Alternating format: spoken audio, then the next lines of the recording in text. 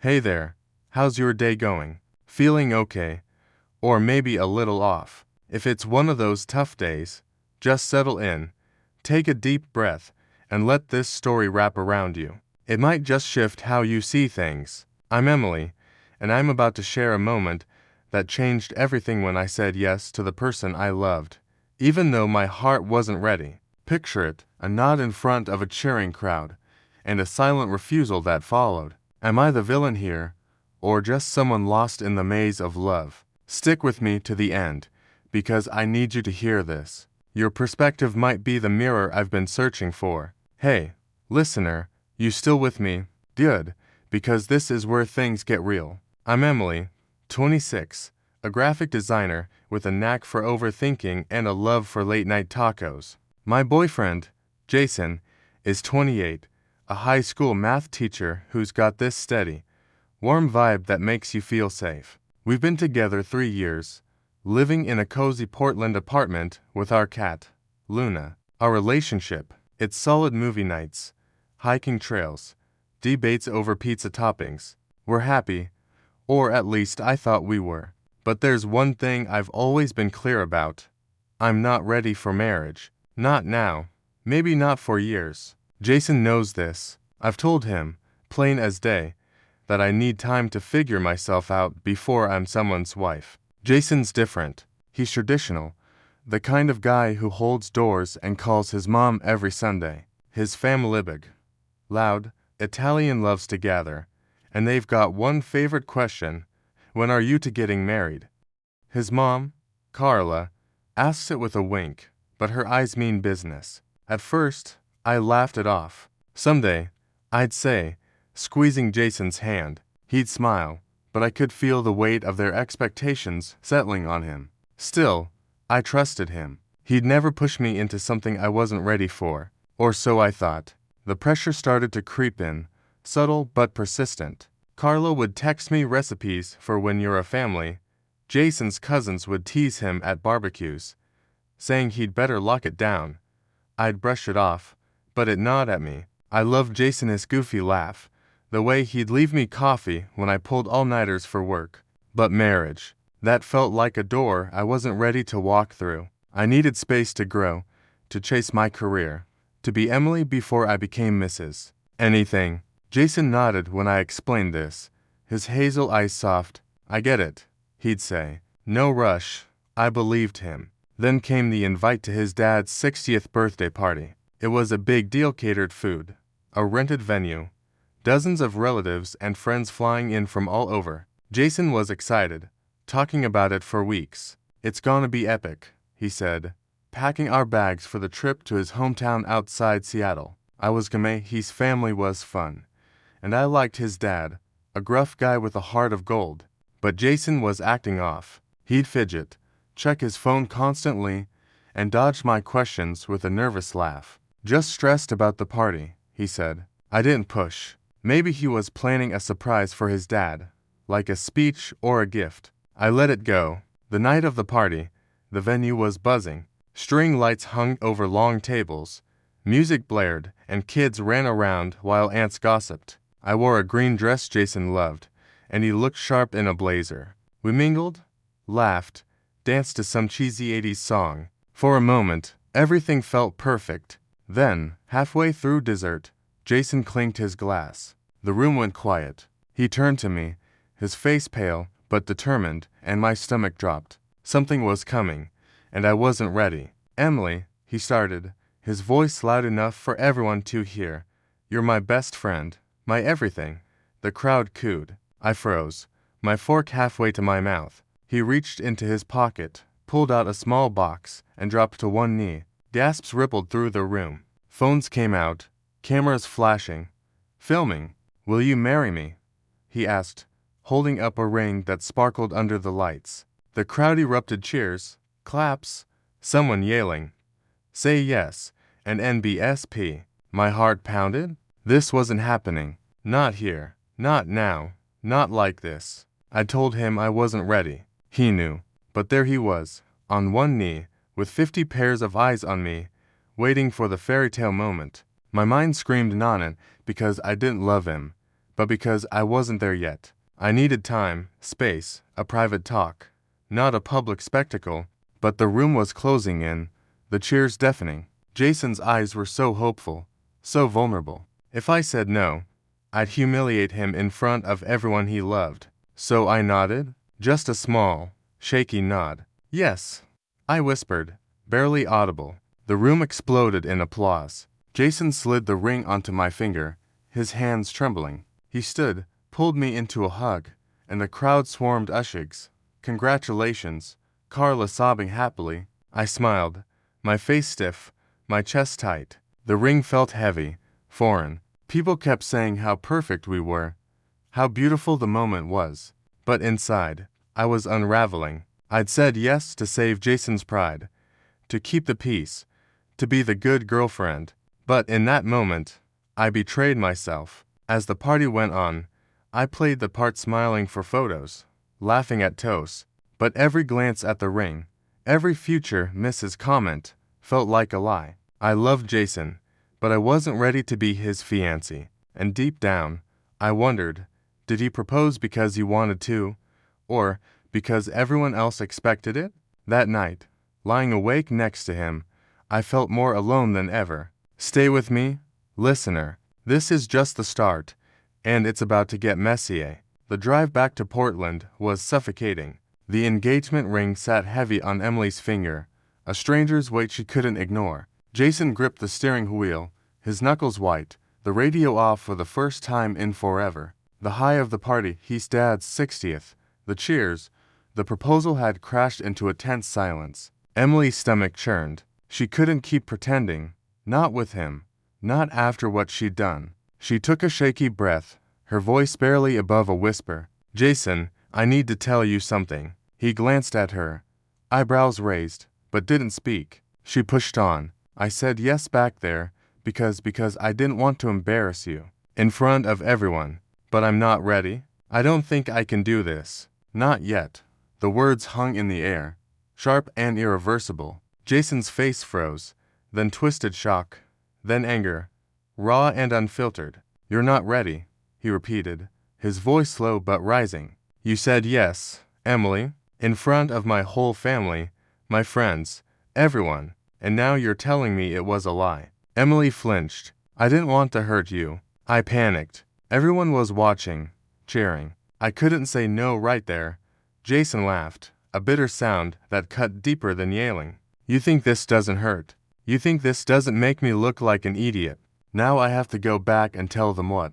That my fiancé was just pretending, that I'm some fool who didn't know you weren't all in. His words stung, each one a jab at her guilt. She'd wanted to protect him, but she'd made it worse. Jason's voice cracked as he went on. If you'd said no at the party, yeah, it would have sucked. But at least it would have been honest. I could have held my head up, taken the hit. Now I'm the guy whose proposal was a pity yes. You didn't just say yes to me. Emily said it to them. And now I'm stuck explaining why it's falling apart. Emily's throat tightened. She hadn't thought of it that way, hadn't seen how her split second choice would ripple. She'd been so caught up in her own panic, her own boundaries, that she hadn't considered what her yes meant to him beyond the moment. The rest of the drive was a blur of silence, punctuated only by the hum of the highway. Emily felt trapped, caught between her truth and the expectations she'd unwittingly fed. She loved Jason, but love wasn't enough to erase the fact that she'd said yes for the wrong reasons. Society's script had played out perfectly at the party, the ring, the crowd, the applause. But now, in the quiet of their car, the script was unraveling, and she was the one holding the torn pages. Back home, their apartment felt different, like the air itself was heavier. Luna curled up on the couch, oblivious, while Emily and Jason tiptoed around each other. The world, though, didn't stop. Their phones buzzed with texts from relatives. Congrats. When's the wedding? Each one a fresh twist of the knife. Jason's mom called, gushing about how proud she was, how she'd already started planning. Emily forced a smile through her thank yous, her voice hollow. Then came the worst part, the proposal video. Semi-inevitably a cousin had posted it on Instagram, and it spread. Friends shared it. Strangers commented with heart emojis. and by Monday, it had thousands of views. Perfect moment, the captions read. Emily wanted to scream. Perfect for who? Jason grew distant, his usual warmth replaced by a quiet tension. He'd leave for work early, come home late, his answers short when she tried to talk. Emily tried to explain again, to bridge the gap. I love you, Jason. I just need time. I didn't mean to hurt you. But he'd shake his head, his eyes avoiding hers. You don't get it, Em. You made a choice, and now we're both stuck with it. His sadness was worse than his anger, a weight that settled over their home. She saw it in the way he stared at his coffee, the way he stopped humming in the shower. One night, Emily couldn't sleep. She slipped out of bed and found Jason in the living room, his phone glowing in the dark. He was watching the proposal video, his thumb pausing it on the moment she nodded. His face was unreadable, but his eyes, God, they were so sad. Emily's chest ached. She sank onto the couch beside him, tears spilling before she could stop them. I'm so sorry, she whispered. I should have said no. I should have been honest. Jason didn't look at her, just kept staring at the frozen image of them, him hopeful, her terrified. Yeah, he said softly. Maybe you should have. Emily cried harder, the question burning in her mind. Should I have said no? Was I wrong to try to protect him, to play along with the moment? She loved him, but love hadn't prepared her for this, for the fallout, the shame, the way her choice had hurt the one person she never wanted to break. She felt like she'd betrayed them both, trapped in a lie she hadn't meant to tell. And Jason, sitting there in the dark, seemed further away than ever. Listener, this isn't the end. Emily's story is messy, and it's not over. Stay with Might's about to get realer. Weeks after the proposal, the air in Emily and Jason's apartment felt like it could snap. The ring sat in a drawer, untouched, a quiet reminder of the rift between them. Emily couldn't stand it anymore at the distance, the unspoken hurt, the way Jason's laugh had gone missing. She loved him, but love wasn't enough if they couldn't face the truth. So, one rainy Sunday, she made coffee, set out their favorite mugs, and said, we need to talk. Really talk. No blaming. Just us. Jason looked wary, his shoulders tense, but he nodded and sat across from her, Luna purring nearby. Emily went first, her voice steady despite the knot in her chest. I didn't say yes to hurt you, Jason. I said it because I couldn't bear to see you humiliated in front of everyone. It wasn't about not loving you, it was instinct, a reflex to protect you. But I should have been honest, and I'm sorry for making it worse. She paused, searching his face. I haven't betrayed how I feel about you. I wasn't ready for that moment. Jason stared at his coffee, his jaw tight. Then, slowly, he spoke. I thought the surprise would change your mind. My family, the crowd, the ring, you thought it'd make you see how much I want this, how much I want us. I didn't think about what you'd feel. Not really. I wanted you to say yes so badly. I ignored everything you'd told me. His voice cracked. I messed up, Em. I put you in a corner, and I hate that I did that. Hearing him admit it, Emily felt a weight lift, but the hurt lingered. They'd both acted on impulse to her yes, his proposal, and now they were picking up the pieces. They talked for hours, peeling back layers of resentment and misunderstanding. Emily admitted how trapped she'd felt, not just by the proposal, but by the expectations of his family, the social media frenzy, the world that seemed to demand a perfect love story. Jason confessed his fear of losing her, how his mom's constant questions and his cousin's jabs had pushed him to act before he was sure. I thought if I didn't lock it down, you'd slip away, he said, his eyes meeting hers for the first time in days. It wasn't an excuse, but it was honest, and that was a start. Together, they made a choice. No engagement, not now. They'd take a step back, focus on rebuilding trust, on rediscovering who they were as a couple. The ring would stay in the drawer, and the wedding talk would wait.